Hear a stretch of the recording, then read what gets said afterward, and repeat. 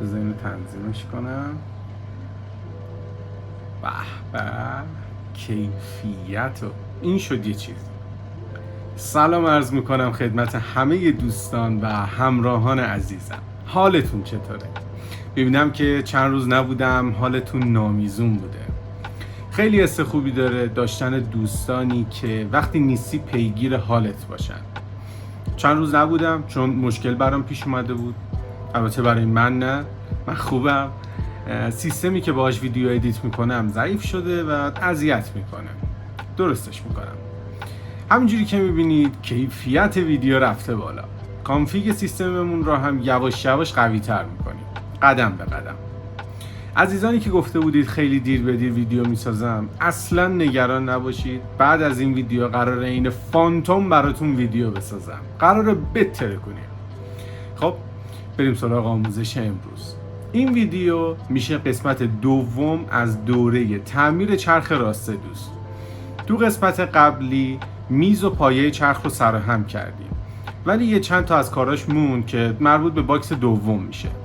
همونطور که قبلا گفتم من جای مشخصی برای تولید این ویدیوها ندارم، چرخ خیاطی هم ندارم که سر حوصله ویدیو بسازم. برای همین باید از افراد دیگه کمک بگیرم.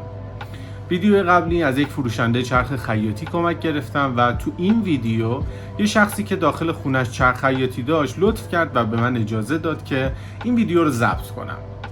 این مشکل رو هم به زودی حل میکنیم، نگران نباشید. ناسلامتی من سولورم. امروز میخوام بهتون نام برخی از قطعات اصلی چرخ که جلو چشممونه رو بگم و موضوع اصلی امروز نحوه کارکرد چرخه. شما برای اینکه بتونید یه چرخ رو تعمیر کنید و بدونید که چرخ چطور کار میکنه. ساده ترین سیستم دوخت مربوط به همین چرخ راسته دوزه که امروز کامل بهش میپردازیم. اگه تازه با کانال آشنا شدید سابسکرایب کنید و ویدیو رو لایک کنید. بعد از اینکه ما میز و پایه چرخمون رو وصل کردیم و تموم شد، باید این قطعه که همون سنسور پدال ما باشه به چرخمون وصل کنیم. برای وصل کردنش هم باید از 3 تا دونه پیچ خودرویی که داخل قطعات چرخ وجود داره استفاده کنیم که قشنگ محکم متصل بشه. فقط تنها چیزی که هست باید حواستون باشه که میل پدال با اون کمربندی که توی قسمت قبل گفتم برخورد نداشته باشه وقتی که پدال گاز رو بالا پایین میکنید. بعد میریم سراغ این 2 تا تیکه پلاستیکی که بهش میگیم لقمه چرخ. لقمه ها رو جاگذاری میکنیم توی بدنه میزمون و بعد از اون کارتل روغنمون رو میذاریم سر جاش. شما میتونید کارتل روغنتون رو با 4 تا میخ وصلش کنید به میزتون که محکم بشه و بعد از اون خود چرخ رو قرار میدیم. حواستون باشه که لولاهای چرخ دقیقاً بیافته توی لقمه های چرخ. حالا من اینجا توپی رو میچرخونم تا یه نگاهی بندازیم ببینیم با چرخوندن توپی چه قطعاتی اینجا شروع میکنه به حرکت کردن. اولین چیزی که میبینیم از نمای دور شیطونکمون داره بالا و پایین میشه و از این سمت میل سوزن و کارپیشبر رو میبینیم که در حال بالا و پایین شدن و حرکت به عقب و جلو هستن و از نمای زیر که نگاه کنیم سیستم کمپلت چرخ و کارپیشبر رو میبینیم که در حال چرخیدن هستن ولی ماکو ثابته. و از این قسمت از بالای چرخ اگه نگاه کنید ماسور پرکن رو میبینیم که در حال چرخیدنه. حالا من میخوام به صورت دستی بهتون نشون بدم که نحوه کار کردن و نحوه دوختن چرخ راست دوز به چه صورته. یه دونه سوزن رو میارم، از داخل پارچه ردش میکنم. دقت کنید وقتی که داره میره داخل پارچه که هیچ، موقعی که داره از داخل پارچه برمیگرده یه فاصله بین سوزن و نخ میفته. از اون فاصله‌ای که ایجاد میشه یه نخ دیگه از توش رد میکنم و سوزن رو از پارچه در میارم. نگاه کنید یه حالت گره میفته اینجا بین این 2 تا نخ. دوباره سوزن بعدی رو میزنم، همچنان از همون فاصله‌ای که میفته نخم رو رد میکنم، سوزن رو میکشم پایین. این دقیقاً همون کاریه که چرخ خیاطی داره انجام میده. من اگه این کار رو همینجوری ادامه دارش کنم یه دوخت راسته ترتمیز به من تحویل میده. خودتون قشنگ نگاه کنید اینجا رو، دقت کنید ببینید که من دارم چه کاری انجام میدم. تا قشنگ با نحوه کار چرخ راست دوز آشنا بشید.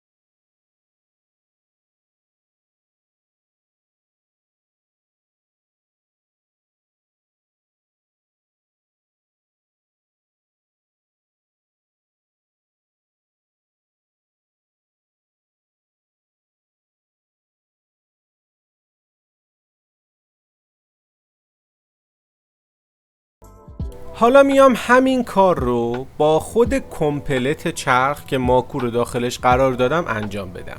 نگاه کنید، کمپلت چرخ یک حالت نوک‌تیزی این جلوش داره که ما بهش میگیم ناخنک کمپلت. دقیقاً همین قطعه. با ناخنک کمپلت سعی میکنم اون قسمتی که فاصله افتاده رو بگیرم و بکشم.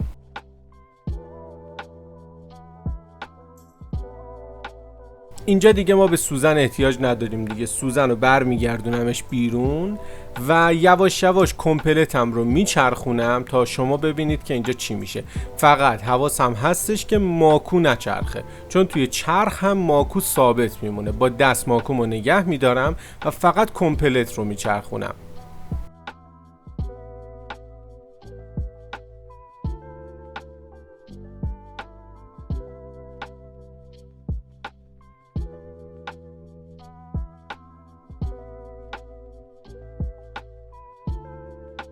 بعد از اینکه کمپلت من یک دور کامل رو میزنه، اون نخی که گرفته رو آزاد میکنه. حالا اینجا یه مقدار چون با دست دارم انجام میدم به سختی این اتفاق افتاد، ولی تو چرخ راحت آزادش میکنه. و بعد از آزاد شدنش نگاه کنید، دقیقاً همون گرهی که بین دو تا نخ افتاد اینجا هم ایجاد شد. این میشه نحوه انجام دوخت چرخ. یعنی این دیگه ساده ترین مدل دوختنه دیگه. تو قسمت بعدی میریم سراغ آموزش تنظیم کمپلت چرخ که خیلیاتون ازم خواسته بودیدش. منتظر ویدیوی بعدی باشید. تا ویدیوی دیگه، بدرود.